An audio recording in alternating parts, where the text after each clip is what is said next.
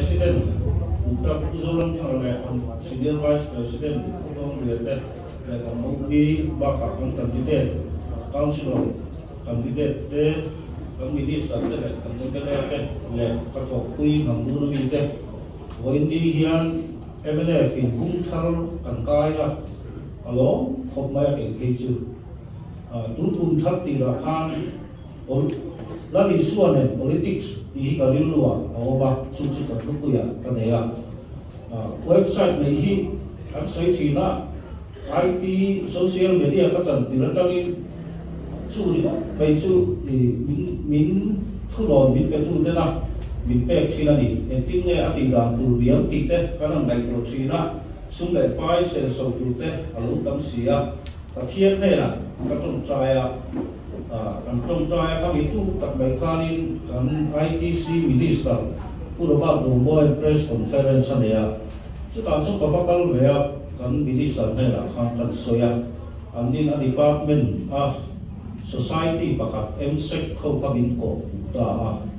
tisuan MSEC khâu khan bilang buai pui ta katho pui kan secretary te kan joint secretary te ne namben lovin kan buai pui a undi khon thei kan chok chok be ta kan long ta te pathian ne la long thu mo se website ti api la kan mnf.in ti ya karilu ta ka chon mizo in ui ni se kan em ba ma se la ka kan lo ti do si lo website kan di kan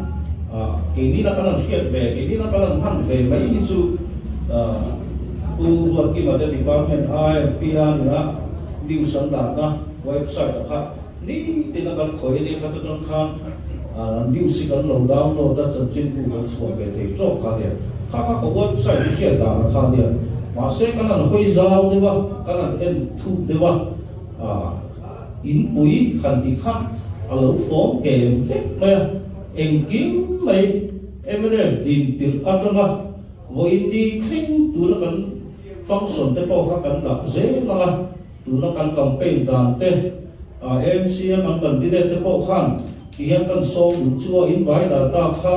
kan secretary puro na ne na in khalak nen khan an the ru pha bula kan lo da the ma khan chalai ho bin kami to tu pia mai khan an the mai lo na ni in ku awa ku ke awa hi không phải cái về không phải cái sản xuất mà hay bác sĩ hay còn farewell to am phim để bảo khắc áo dầu đòn cùng tin mấy hiện còn số gì à farewell to am phim bút kê lo lên là kami khắc khang để bảo khắc em plug nó thổi thang mình còn số đó chú để bảo chú muốn cần website là hiện vì thiam dọc thế là cái là để kia là cái đạo luôn thầy đó là gì chú thùng hoa cái sấy này đúng không và khác này cho nên em này tìm áp dụng các bộ in đi khi mà các giáo em mà website là hiện lấy thầy hết mấy cái lâu nha chú đã cho cần lên là cần đá là thì cả mình phiền cuối là cần đùa tin cần minister cái bộ in department sản dụng sau khi in thật họ anh kiếm hay là sao thì tầm phát sôn là cần phải thỏa ha cái tại hiện tận đạo thầy đô là những website tại hiện cái website tập hiệu chuyện đạo là khác cũng pin tầm đấy là phát sốt pa cái tiền đi từ là em một cái lô thì chỉ là mà sẽ hay cần sẽ vô là trong phố hiện lô em thầy đô mấy lô bằng ở trong quý pin hiện cần em thầy đô đó là gì thì khác căn phủ căn biến thì phủ thân em vậy